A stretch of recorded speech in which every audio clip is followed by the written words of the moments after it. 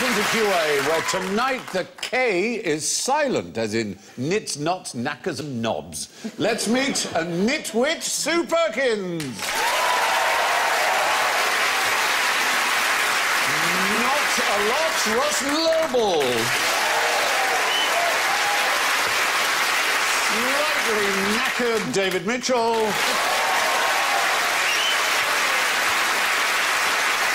And a complete, say no more, Alan Davis.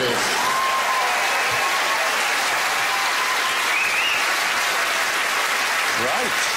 All the K's are quiet, and so are their noises. Sue goes, shh. Ross goes.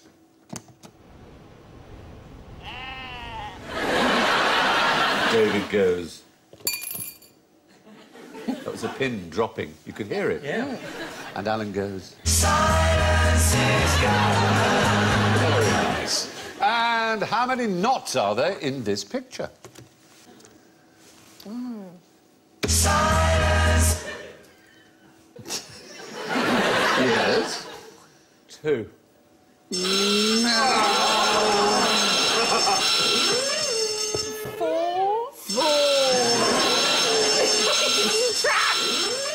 You've got some options. Oh, none. Oh! David! 1? Yeah! Oh, you're such a swat. Is it the noose? There are 2 hitches, a bend and a knot. The one on the right is a canoose. Yes. A noose, but it is a knot. Oh, a noose is a knot. A noose is a type of knot. The A hangman's knot. The hitches are the first one and the third. It's correct. They are hitches, and the second one is what's known as a bend. In everyday speech, of course, the word knot is used for all of them, but this is QI, where everyday speech is completely... So the highwayman's hitch, for example... I have an example of a highwayman's hitch. That's where you hitch a horse, and the tighter you pull, the tighter it goes, but when you want to get away quickly, you pull the short one. Oh, that is good. Isn't that clever? Does he not just run off with the stick? It's a post in the ground. Because if you tied up your dog to that and you went, right, and then threw it, and the dog ran after it, what a confusion there. Yeah. Another one was called the European Death Knot, the Euro Death Knot, or EDK. Was that named by UKIP? It's also a one-sided overhand bend. It's used for joining 2 ropes, as you can see. It's perfectly safe, used right, but a lot of climbers thought it wasn't safe, and it was invented in Europe, so American climbers called it the Euro Death Knot.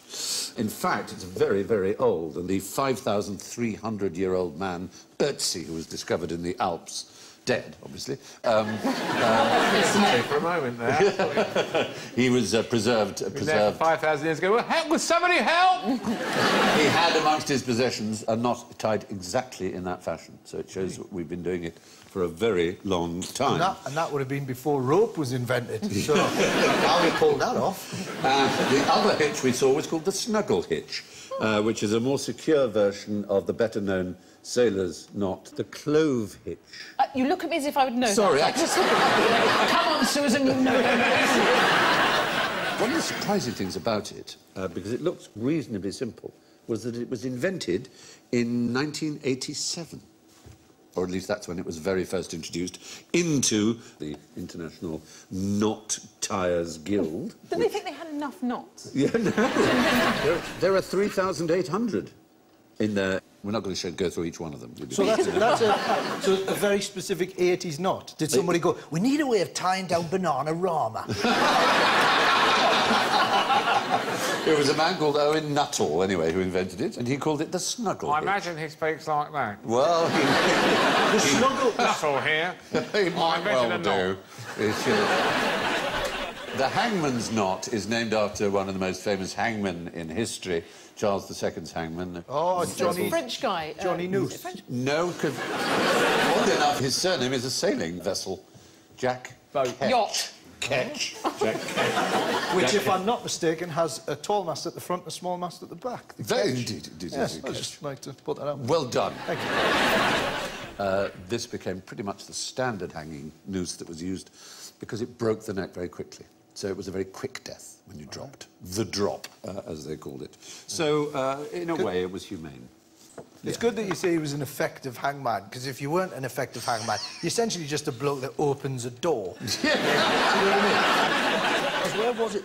There was a place where the prisoners built the gallows, and when you stood on a particular plank, it forced the wood out, and then the door didn't open, and no one was getting... And then they would test it, and the door would open, and then they'd go, all right, and then they'd put the person there, and then it would push the wood, and then it wouldn't, and they go, all right, take him away, test it again, fine. And that happened loads of times. And so they decided God didn't want this person to die and let them Now, off. I think that's a real thing. I might have seen it in an episode of Scooby-Doo. I'm not sure. I'm not quite sure. Do you do a lot of hanging in Scooby-Doo? Now you come to mention it. Elmo! It's not... How would that be Scooby-Doo? Very...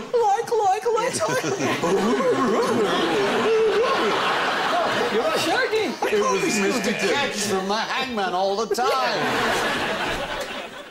So, now, I want you to take one of those each and tie yourselves together, as it were. This has gone quite dark. Yeah, it's Just me. It's like a party game in the 70s. So, put each one of those around your wrist. No, no, don't undo it. Well, I can't get Oh, my hand sorry. through that, can I? Little cock grab, that is. Try with this one. Oh, you can give me that one back. More like it. There. Put your wrist through. That's it, and then do that, so that you're tied together. Okay. Yes. Is that All right. right? Is that good? Yes. Yeah, without undoing the knots, untie yourselves.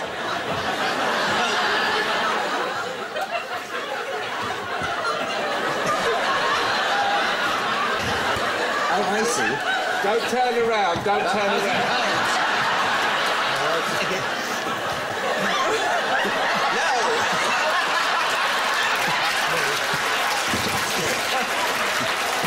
No, that's it. You go through there. Yes! Yes! No! Emphatically no! Completely not. Hang on.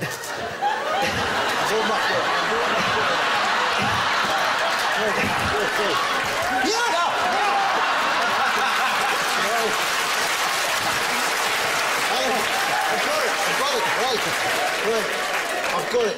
If I do a forward flip... No. Right. Let's see if we can get... Oh. Oh? I think technically you're now married. What? I'm coming down, I'm coming down. You two hold it for a second and watch, because I think Sue was onto something. OK, this is what we did when we were regularly handcuffed together as children. You mustn't untie the knot. But... Ooh. Yay!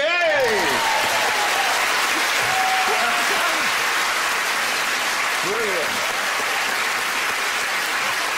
Have a go. I have no idea what you did. No, neither do I, but I just feel alone now. I liked it when we were together. Show them, if you can remember it, show them. So, I've now got a purple It's a one round magician's there. trick. It's a good magic... So what you have to do is you have to make a loop, and then you feed the loop through. What? And you go over your hand. No way. You are free. No, you're not. Is this your what?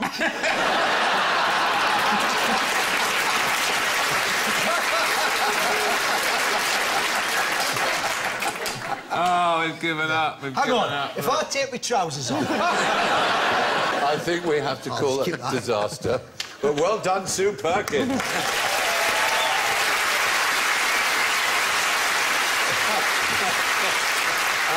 It was like playing S&M Twister. It was rather, wasn't it? It was a wonderful sight that will never leave my memory bank.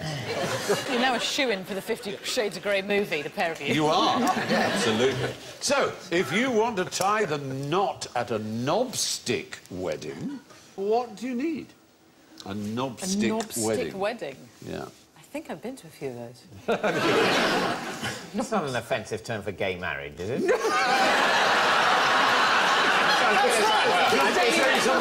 I'd be very surprised and disappointed to hear that on this show. It is now. And if you imagine a knobstick as being some sort of weapon, is there another type of weapon followed by wedding? A shotgun. Exactly, pretty similar to a shotgun wedding, which is from a later era. But a knobstick is a stick with a knob on the end. So you just wave your knobstick around and someone goes, all right, I'll marry you. It's a club. What used to... Sorry, I was about to go, that's what I did to my wife. No, she might be watching. A knobstick is a type of wooden club. Now, if a woman was unmarried and had a baby, that baby was said to be on the parish, like Oliver Twist.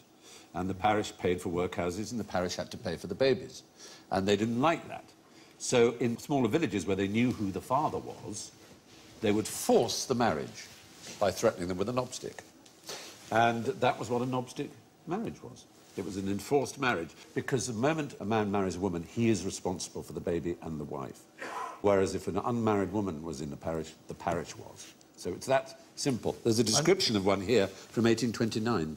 One of those illegal celebrations of matrimony which are termed by the peasantry knobstick weddings took lately place in Wirksworth. The parties forced into the blessed state are William Saxton, a slender-witted man, aged 24. Don't look at me when you said that. And Lydia Brooks, some 15 years older, who has a wooden leg. Well, why did they need made in heaven. Why did they need the knobstick then? Why didn't she just hop after him? Well, come on, marry me, come on. But the word knot has been associated with marriage for a very, very long time. Tying the knot was first used in 1717, at least that's the first record we have of tying the knot. And there have been some very odd ones. In 2005, American Kevin Nadal married... A horse? Was it a horse? A tree? No, it was himself. Oh. Yes. Can you do that? He solemnly vowed, I, Kevin Nadal, take me, Kevin Nadal, to have and hold in sickness and in health. His point was, if people are happy to celebrate married life, why shouldn't they celebrate single life? Yes. Did he take himself out on dates and wonder when he'd make the first move? I bet he also said, it's always me who does the washing up. Why am I always the bridesmaid? It's not me, it's me. If he meets somebody, is he unfaithful to himself? He then? would be, yes, presumably. Not going to tell myself. I'm going Very odd. Would you have to divorce yourself? Where have you been? I'm not saying. After many years of thought, I decided to have an open relationship with myself. And, you know, I don't mind what I get up to. Yeah. But I wish I just would... Don't do it. Don't tell me. My back. Don't tell me. Don't tell me. I don't want to know. Not in my bed. If he wanted to do a bit of wife swapping, he just goes the other end of the bed. In 1979, a lady called Aya Ritter Berliner Mauer, a 57-year-old German woman, married... What do you think she married? Is it a bridge? No, from her name. Berliner Mauer. Mauer. So Berlin Wall. She married the Berlin Wall in 1979, when it was still up, obviously. There's somebody who married the Eiffel Tower or something. Did they? They dated the Eiffel Tower for a while, and then they got married. And they said that they'd been going steady with a bow, and they'd had close relations with a fence beforehand. And they were obsessed with... I think there's a word for... I don't know what the word is, but for sleeping with inanimate objects or falling. Size isn't everything, but the Eiffel Tower is pretty impressive. As phalluses go. Yeah. And there's a gift shop. Yes! The restaurant. The view from the top of my husband. Anyway, none of these marriages, of course, has any official standing. So those are some of the odder marriages. The traditional way to make an honest woman of someone is to use a churchwarden's knob, on the other hand. Why would anyone ban knitting patterns, flowers, hugs and kisses? This is a real ban, that is to say, a governmental It's got a wartime feeling about it. It has got a wartime feeling about it. Code is the right What, they're word. knitting code? Yes. So in World War II, you were not allowed to send abroad any knitting pattern, just in case there was code embedded in it. So you couldn't send knitting socks to prisoners of war? Well, you could send socks, but not anything with a knitting pattern in it. Oh, right. Okay. Because they could be used as some sort of code. Open out a blanket and it says June the 6th, 19... Normandy. Also, postal chess was not allowed. Even kisses at the bottom of letters, in case they had some meaning. Presumably messages saying where the troops are moving. Yes, that would those also were be banned. obviously pretty much banned. Could you not have got, like, you know, you get knitting machines. Could they not have made, like, an Enigma knitting machine where it makes a jumper and then scrambles it up so that they couldn't pass the message? That would be very You know, clever. it's an opportunity missed. It is an opportunity missed. We have a Karen Templar, who is a QI watcher, has knitted us. Oh, look at that. And this says, in Morse code, I will always love you. Oh, that's cute. Oh, thank you, Karen. Bravo. She was doing that. I thought she was playing... She was indulging in a bit of foreplay. Hey! Very good. And let's hope that it is Morse code and not Braille. You'll what? Get off me. You know, the female knitters at the guillotine? Yes. Did they knit? Did they knit code or knit something? There was something about the knitting code.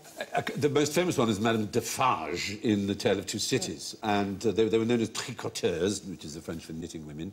But a lot of people now believe they didn't really exist, that they were sort of made up by Carlyle, the great historian of the French Revolution, and by Dickens. So they didn't knit necessarily, or they didn't think that they actually sat there watching heads Well, rolling. in the book, making Madame bobble Defarge hats. knits the names of all the aristocrats who are getting their heads chopped off, which is not really a code, as a sort of gleeful, cackling joy.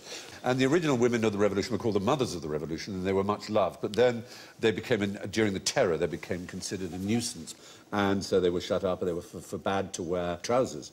A law that wasn't repealed until February 2013 in France. Trouser suits have actually been illegal in France for that length, but obviously not enforced, to say the least. Now, how can knitting be used to reduce fear, crime and disorder? You're saying if he had a tank top on, he'd go, OK, I'm putting the gun down. Well, you know, if he was knitting, he couldn't be holding a gun. Yeah. Well, that's true. But it's harder to stab, shoot. You can only really kick people while you're knitting, can't you? You can stab. And We'll come on to that. There is something called extreme knitting, which we will come to. At the moment, we're looking at this form of knitting, which has different names. It's called guerrilla knitting, or sometimes yarn bombing. And it is actually a way to make a place more peaceful. It's to deter crime. And it's tried out in Leicester, where they hung pom-poms and put things around trees. Oh, I feel calm already. It's like a tree warmer. Well, they used cosies for tree trunks, parking meters, even buses and tanks, has been suggested in the military areas. The Leicester experiment has had mixed results. Some locals don't think it works, others do. The fact is, the pom-poms have so embarrassed the Leicester police that they haven't allowed us to show photographs of them, which is extremely mean of them. Yeah. But I'm sure if you look it up, you'll be able to see the Leicester so they're pom-poms. embarrassed. Yeah. They're embarrassed by the fact that they do look rather comic. We can easily sort that out. Basically, if you're watching, if you're in Leicester and you see a policeman, just go, "Oi, where's Pom-Pom?" Yes. Like that. I'll teach him. No, it certainly will. It certainly will. But as I said, there's guerrilla knitting, but I alluded to it earlier. There's extreme knitting. What do you think that might be? I don't know, now I've got Greg Wallace in my head going, knitting doesn't get more extreme than this. First you get a slip stitch, then comes the taste of pearl. Isn't it about doing knitting in places where you wouldn't normally, like driving a Formula One car or... Well, sort of. Parachuting or The great heroine of this is one Susie Hewer, aged 55 at the moment of going to press. She has the world record for knitting a scarf while running a marathon. Oh, that is good. That is impressive. And she's also crocheted while running a marathon too. And she's ridden a tandem, and she does it to raise money for Alzheimer's research. So it's all pretty good in the end. Yeah, I did a half marathon when I was a student to raise money so that we could go to the Edinburgh Festival. Oh, dear me. Have a So guess. that's what 50 got quid. you 70. here. Oh, that's good. 70 For quid. 13 And then we miles. got £2 off the Students' Union to top it up. 30? Well, it worked out all right for you, didn't it? Yeah. I would say. Now, what about the biggest knitted objects in the world? How big are they? Massive. Yes, is the answer. Give me Have a point, thank you. The biggest knitted object. Yeah. Well, I've had my doubts about Venus for a long time. Is it going to be like a suspension bridge or something? It's a knitted object. In as much as it is, yes, it is a a house. physical object on which people can live. Is the internet knitted? Does it count as the huge knitted thing? No, it's a series of man-made knitted islands on the Peruvian side of Lake Titicaca, and there are 45 of them. They're from Totoro reeds, and there's a church on one of them. There are buildings and houses, people live on them. But they're quite... The scariest thing is the size of the nanas that built them. Yes. Several hundred people live on them. And they get so used to this rather springy surface that if they then go on land, they can't walk. It takes them ages to get their land legs I think back. that's where Bez from the Happy Mondays, he's from. Very good. It'd be a great Excellent. excuse, wouldn't it, if you turned up somewhere pissed to say, no, actually, I'm fine. I just usually live somewhere knitted. Very odd. Just a very different surface. Everything feels very wobbly, but honestly, I'm a professional. But the Lake Titicaca Olympic team must be amazing. Give me a statistic about Lake Titicaca. It is the biggest innuendo place in the planet. It's got titties and it's got caca. Exactly. Is it very, very high? It's the highest navigable lake in the world. That's quite right. Navigable means you can go in one end and out the other. Well, yes, yeah, you can get ships on it, and there are many ships on it exactly like that, and ports and things like that. There are higher lakes which you couldn't get a Not ship been made onto. more navigable by loads of knitted Knitted, islands. Get in the way. Yeah. So, anyway, now for a new round. What Katie did. Here are 5 creatures and 5 names. I want you to match the creature to the name. Oh, right. OK. There's a dragon-headed, a spike-headed, a horned, a mimicking snout-nosed and a small hooded, and they're all called... Sheila. No, they're called katydids. Why might they be called a katydid? A catitid? No, it is actually pronounced katydid. It's because supposedly the sound they make by stridulating their wings, as many of the crickety-type animals and cicadidy-type animals do... Crickety-type animal. Yeah, crickets, grasshoppers, locusts. And this is look the... you do it in your nature shows. You go, oh, these are the crickety-type ones. Crickety ones and the footballish ones. So their bingo wings sort of rub, and they rub let their off rings, a... and it makes a chirping noise, yes, but which mine do that. puts them in common with locusts and grasshoppers and cicadas and so on. But they're called katydids because apparently the sound is Katie did, Katie didn't. I don't know. We haven't got a recording of it, so I can't help you. Katie didn't, Katie But did, Katie didn't. let's show the answers in colour-coded sort of way. Oh, there you can see. Oh. But they're strange creatures, and the most impressive in some ways is the small hooded, which, as you see, is the purple one, which looks like a leaf.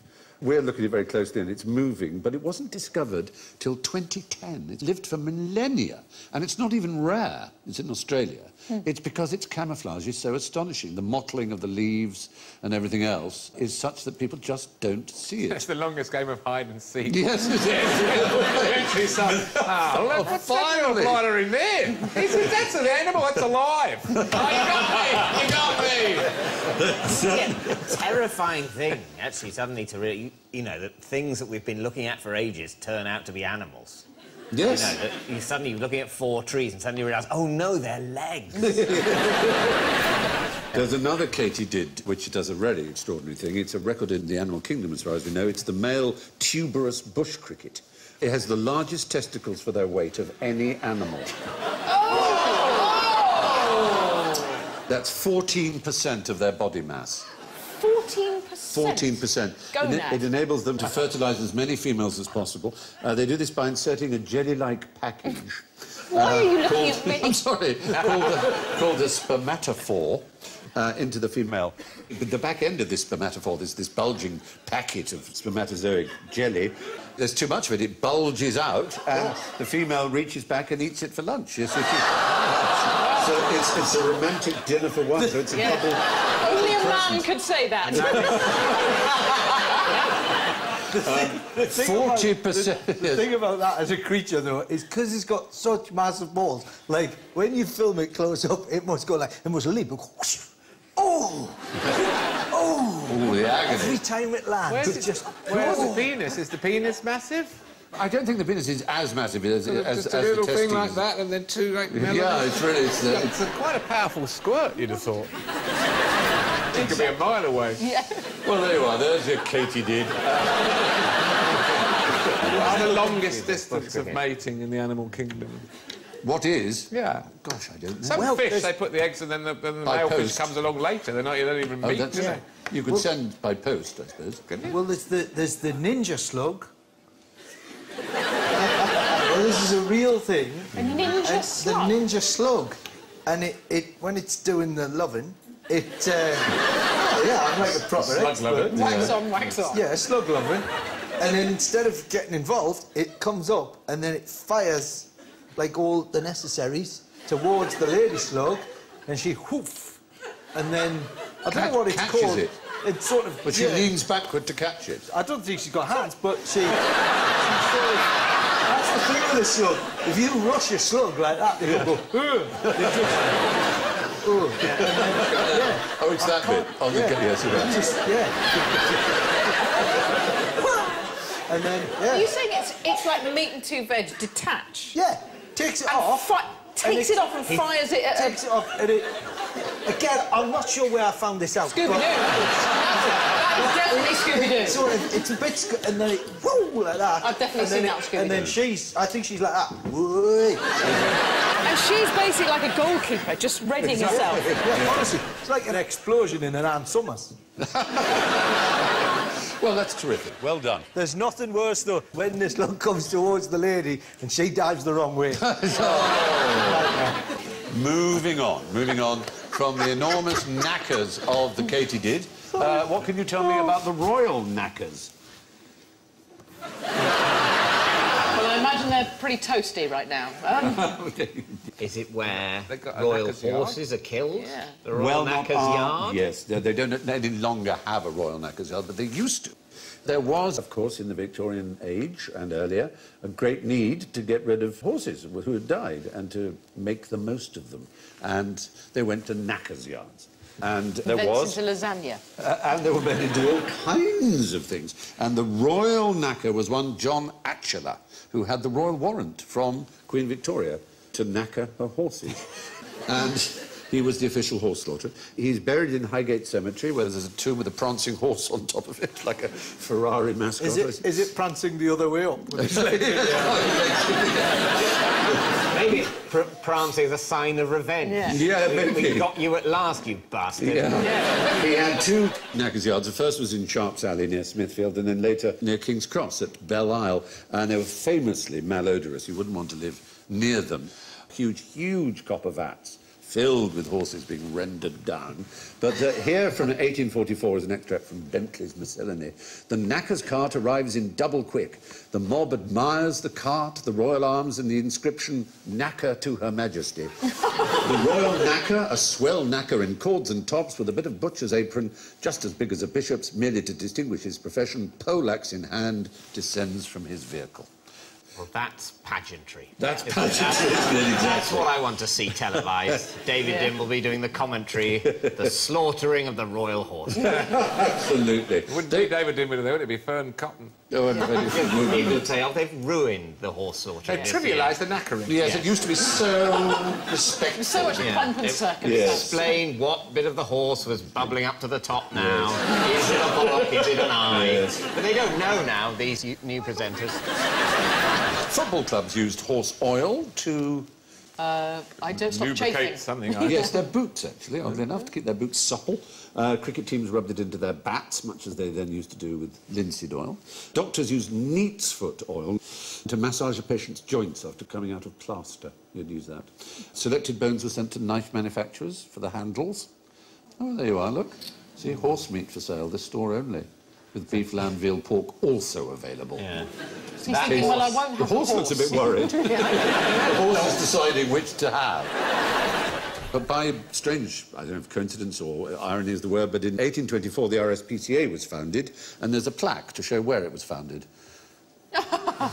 Old Slaughter's Coffee House. That's what you want to do after you've been had a good old night slaughtering, is have a latte. Yeah. I fed horse meat to a lion once. Did you? That was a pony trek gone wrong. Days we were lost. No, I was in Namibia Yeah. doing a documentary about this place where they rehabilitate big cats. Well, they had 3 lions, a bit like Clarence the Boss-Eyed Lion from Daktari. I remember him well. You know, he kind of was semi-tame. And they fed them horse meat, so if a horse died anywhere within about 300 miles, they'd try and get hold of it. Wow. And they'd chop it up, and you'd put it... They'd lift a bit of the fence, and you'd shove this metal bowl underneath, and the lion would come over and put its tongue in. And the lion's got these barbs on the tongue... Take the skin off. ...that can pick up a piece of horse meat and dangle it from there, and then they just look at you through the bar. Still got the hair on the side, you know. It's not... Quite a flimsy fence. Yes. We're lucky still to have you. Yeah. Well done, Quite you. an impressive Well, sight. if anyone from Leeds tells you to eat kicker, what should you do? Run away, because that's kicker there. You can see we're still in the world of meat. Is it a horse? It is actually just plain horse, yes, it's horse. And Yorkshire was the last place, really, to eat horse on a major scale in Britain. Until quite recently. Well... But, of course, recently there have been a few scandals which mean we've probably all been eating That horse. dark brown horse has the hair of Tina Turner. What you got? It's spot on! What you're looking at here is the entire lineup of horse Kajagoogoo.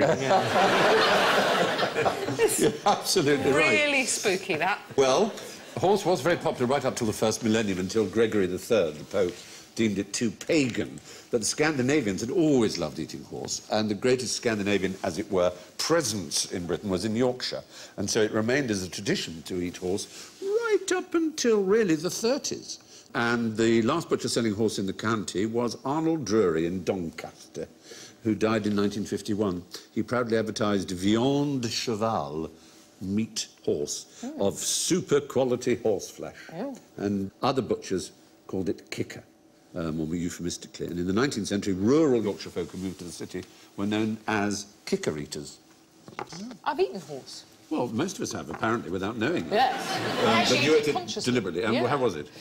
I mean, very lean. Just no fat on it at all. Wow. Just basically like eating sort of, I don't know, a sort of wall insulation. I mean, just no, Yeah. no succulence to it. But isn't it odd how we rebel at the idea of things that we're not used to? You know, we are totally used to drinking the proteinous, fatty stuff that comes out of an alien animal that is designed to make its calf double in weight every week, and we're perfectly happy scull it back and go, that's all right, I'm eating a cow's milk. But even someone more says, so- eat a horse's milk, you go, yeah. Even more so than that, when my sister-in-law expressed some breast milk and kept it in the fridge, and her brother came in and drank it. Made everyone feel a bit unwell. Yes. No one quite knows why. But exactly, because it's a lot Clearly, more... it's designed for human consumption. Precisely. Much more than cow or horse milk is. I'll tell you what, it makes a lovely rice pudding. But wasn't there a shop selling Breast milk ice cream? Yeah. Yeah. We should all try lots of different animals' milk. I'm very happy to try horse. I had some of that breast milk ice cream. Yeah. Did you? Yeah, I was on a television programme and they brought it round as a gimmick. I didn't seek it out. No. And it tasted completely like normal ice cream. I thought you were going to say completely like tits. It tasted very, very strongly of Very tits. breasty. It tasted very much like dog or horse milk, in fact. Well, the most famous 19th century royal knacker was Jack Atchiller, responsible for dealing with 26,000 horses a year. Talking of being knackered, describe the world's oldest mattress. Oh, I think it's got springs sticking out and it's a bit tatty. It's a and lot stained. older than that. It's very, very, very, very, very, very, very, very, very old.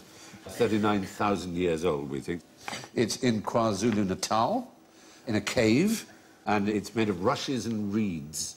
And it was used by humans for thousands and thousands and thousands of years, and they'd add top layers of insect-repelling plants so that they wouldn't get bitten during the night. Oh.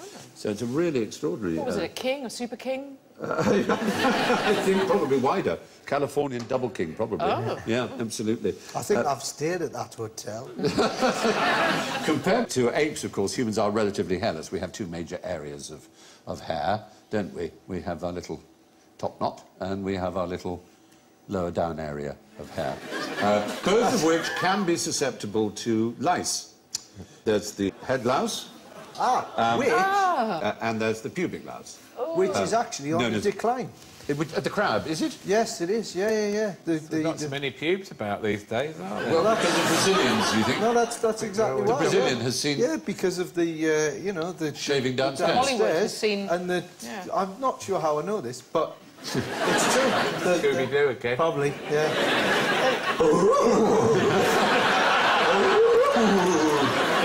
And if it hadn't been for you pesky kids, I'd have gotten away with it as well. But yeah, apparently their numbers are yeah, I mean, they've had to actually start sanctuaries now. Special pube sanctuaries, and I donate, like, every month. Little crabberies. Money comes To out provide a direct natural debit. habitat. The natural habitat is shrinking. It'd be awful, wouldn't it, actually, though, if you found you had pubic lice and then there was some sort of Environment Agency order on it that you couldn't get rid of them because they were so sorry, they walked to the ecosystem. They're restricted, they're zoned. They're like bats. Yeah.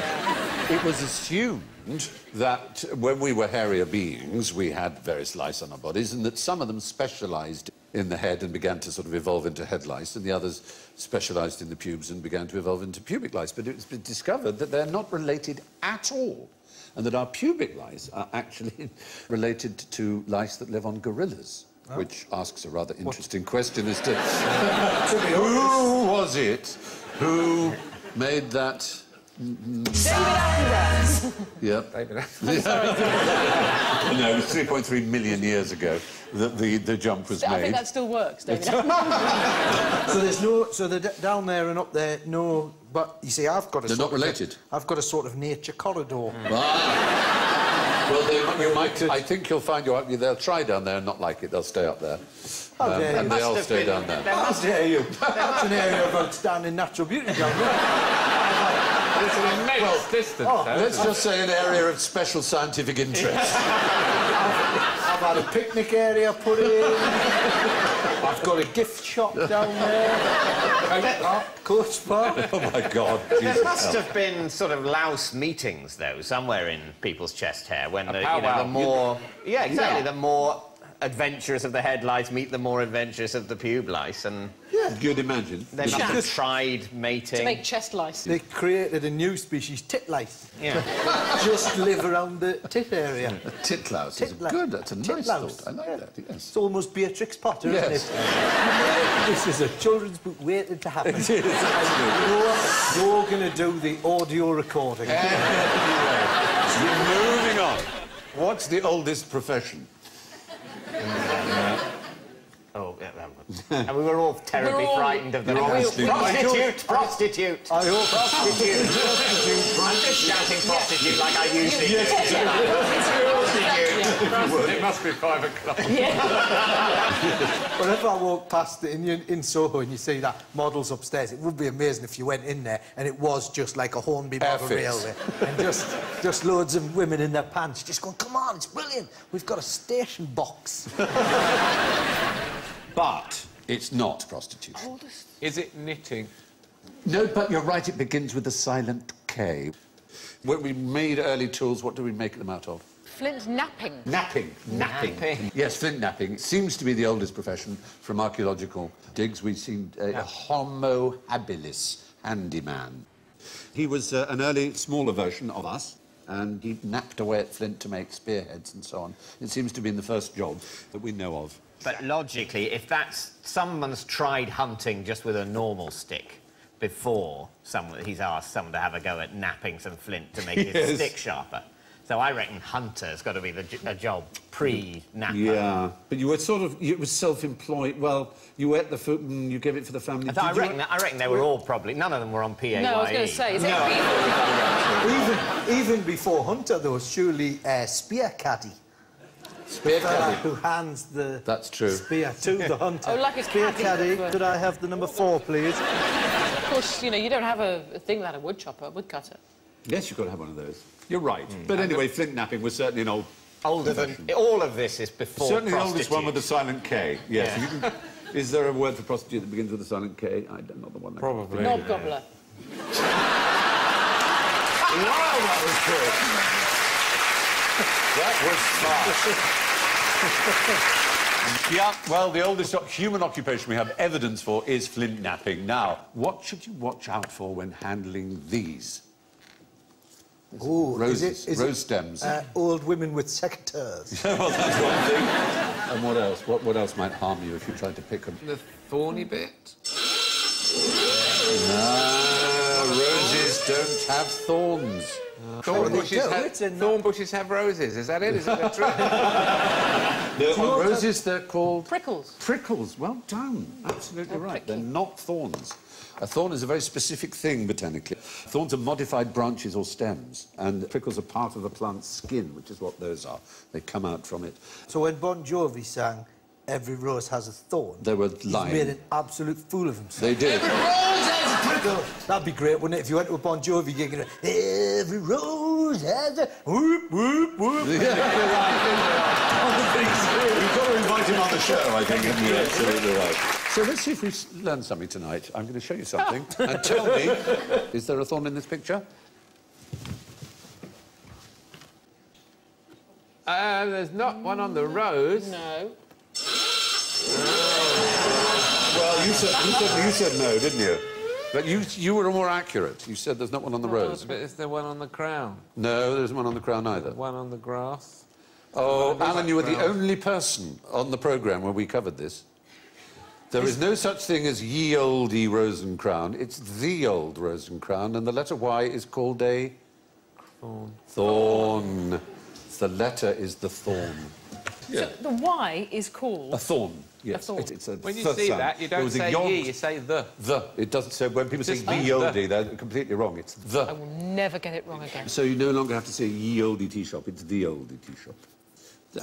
What if you open a new one? Just called it the new tea shop. Now, who fancies one of my knickknacks to celebrate the beauty of chemistry? I've got a bottle here of alcohol. But this is not drinking alcohol. I'm just going to... That was full at the start of tonight. What I'm going to do is I'm going to make a cloud, which I think you'll find is rather exciting. I've got a pump here, and Alan, I'm going to ask you to pump me, would you? Every Monday. And by doing this, I just make it evaporate a little, and I'm going to stick the plunger in as soon as I can so it doesn't get too much. Now, by pumping it in, you're applying pressure to this... There you go. So I pump? About 10. 2, 3, 4, 5, 6, 7, 8, 9, 10. That'll do. Is it going to blow up? There we Is it go. going to And... explode? Oh! Cloud! I've made a cloud. But, pop it in. We can now make it disappear. Go, cloud! Come back, cloud! Oh, isn't that exciting? All of which brings us to the scores, and our winner tonight on -6 is David Mitchell. And a very respectable second place on -9 is Ross Noble. Improving all the time in third place with -17, Alan Davis. But tonight's frayed knicker elastic is Sue Perkins on -22.